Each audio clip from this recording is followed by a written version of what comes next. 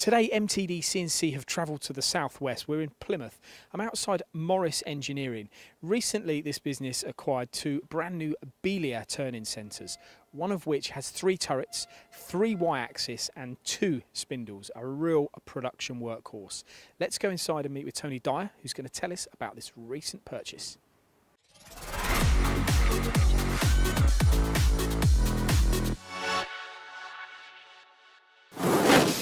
Tony, our viewers are going to be fascinated by this video.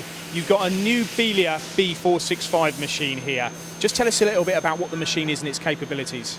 Well, it's a full sort of turning milling machine. It's one-hit machining, so sort of bar feed one end, finished component from the other end. It's a twin spindle, triple turret, and each one of the turrets is full Y-axis and milling capability. This is a fascinating thing for me. You've got 3 turrets on this machine. We look at a lot of machines where there's just twin turrets and maybe 1 Y-axis, but this has got 3 turrets and it's got 3 Y-axis. That gives you a massive capability, doesn't it? Yeah. Well, being in subcontracts, a lot of our parts are complicated.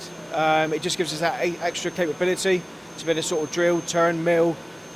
We can sort of balance turn, balance mill at the same time, so 3 tools in cut at one time. And do you use all 3 Y-axis? Not on every job, but we have done, and yes, we do. Yeah. And what would it save you as a business? Let's look at this part. I mean, this is an example, isn't it? Yes. You were doing this before. How were you doing it, and how much faster is it now on this machine? Well, this job was made on a 2-axis lathe, and then went over onto our milling section. We now do it in one hit. It was 22 minutes. It's now 3.5 minutes.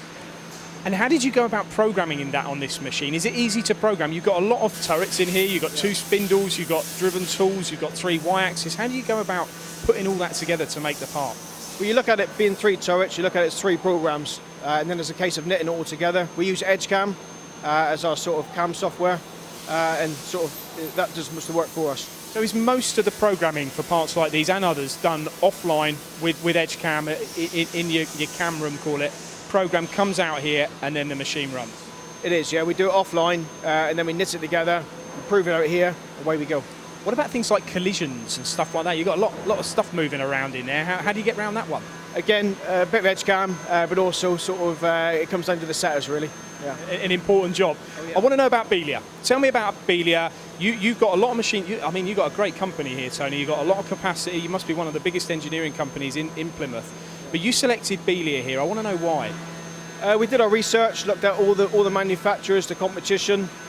We went to Italy, looked at the factory. We were impressed with the factory. The guys sold the machine to us, the capabilities of the machine, which overall impressed. Yeah. Machining tolerances. Great getting parts off a machine quickly. Yeah. But how accurately can you make them on this machine? What are you working to? We're sort of around sort of 6-10 microns on most aerospace parts. And that is your major industry, is it? Aerospace, yeah. Yeah. And then the size of this machine, Tony, because we'll look at the second machine you've got from Biglia in a minute, because you bought 2, which again is a further endorsement of the first one. We'll look at the second one, but the size of this machine, this is for your slightly larger part. Yeah. Yeah, we go up to sort of 70mm bar on here, so we bar feed 70mm. That's probably large for us on the turning part of our work. We go down to sort of 40mm on this machine. We then bought the second machine, the smaller machine, for sub 40mm diameter. And also, often people say to us, there's a difference between a sub spindle and a twin spindle. When you've got a machine like this, where you've got a lot of turrets and a lot of moving parts in here, is there any restriction with that sub spindle, or can you do everything on the back spindle that you can do on the front? Yeah, we treat them as 2 spindles, 2 identical spindles. Now, we all know Whitehouse Machine Tools are the supplier of these machines in the UK. Yeah. How's your journey been with them? Because I know you've got brother machines and the other Biglia. All gone well? Yeah, very good. We started working with Whitehouse about 15 years ago. Bought our first brother. So impressed with that. We sort of bought 3 or 4 more brother machines. And it just led on to what else they could offer us. They introduced us to Biglia. Same service, same backup. It's great. And how many hours in a day is this machine running at the moment, or in a week? 16 hours a day this machine's running.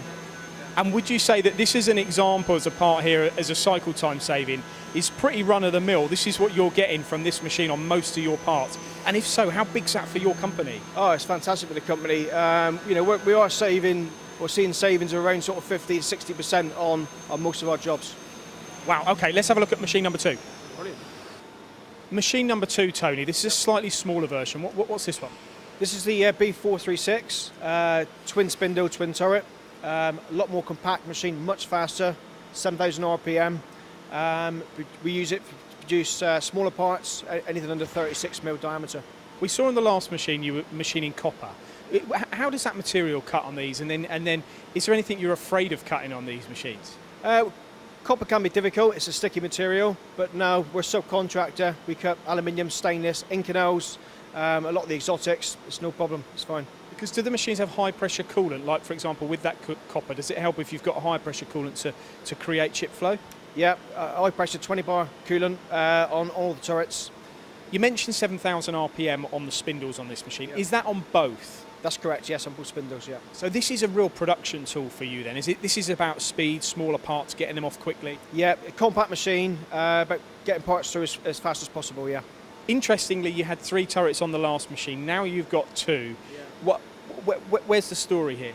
It's just, do we need 3 turrets on both machines? Probably not. We feel this is just, it's fast enough, it's compact enough for what we want. Before you had these 2 machines, how were you? Did they replace 3 machines or 4 machines? What was the purpose of the purchase of these 2?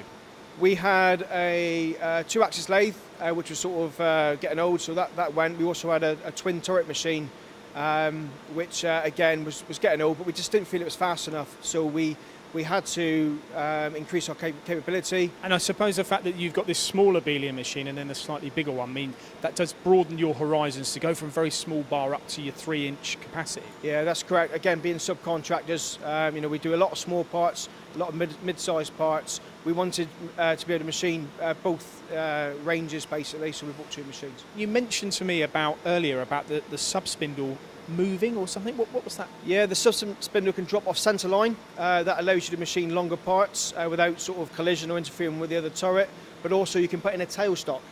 So long spindles you can machine in there. So for longer parts you can support them at the same time.